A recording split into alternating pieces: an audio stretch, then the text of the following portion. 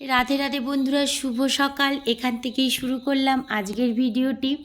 আজকের দিনটি আমার কাছে খুব আনন্দের একটা দিন, তাই তোমাদের সঙ্গে একটু শেয়ার করছি ভিডিওর মাধ্যমে।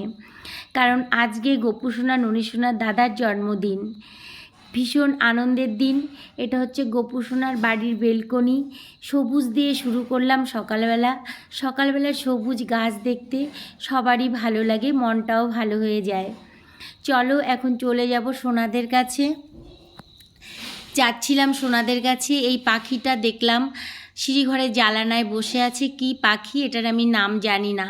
এই দেখো সোনারা ঘুমিয়ে আছে।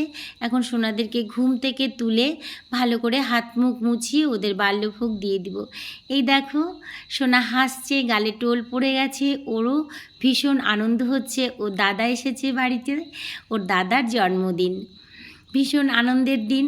এখন আমি সোনাদের জন্য ব্রেকফাস্ট তৈরি করব। 10টার সময় যে ভোগটা দিই সেটা ভোগ তৈরিও করেছি, ওদের ভোগ দিয়েও দিয়েছি, ছেলেকে খেতে দিয়ে দিয়েছি। সেইটা আর তোমাদের সঙ্গে শেয়ার করা হয়নি, খুব তাড়াহুড়োর মধ্যে ভুলে গেছি। চলে এসেছি দুপুরবেলা বন্ধুরা। দুপুরবেলা দেখলে গুরুদেবকে ভোগ নিবেদন করে দিয়েছি, গোপুসোনা ননীসোনাকেও ভোগ নিবেদন করে দিয়েছি, পুজো আরতি সব কমপ্লিট করে নিয়েছি। এই দেখো তোমরা ভোগ দর্শন করো। গোপুসোনার দাদা বাড়িতে থাকে না, কালকেই বাড়িতে এসছে। ও কলকাতায় থাকে। ও বাড়িতে আসলে আমাদের ভীষণ আনন্দ হয়। আমার মনে হয় গোপুসোনাদেরও ভীষণ আনন্দ হয়। এই দেখো প্রসাদ নিয়ে চলে এসেছি, সুন্দর করে সাজিয়ে ছেলেকে খেতে দিয়েছি। এইভাবে আমি আমার ছেলের জন্মদিনটা পালন করলাম। তোমাদের কেমন লাগলো অবশ্যই বলবে। ওর ভীষণ খিদে পেয়ে গেছে, ও খেতে শুরু করে দিয়েছে। এই দেখো আবার চলে এসেছি।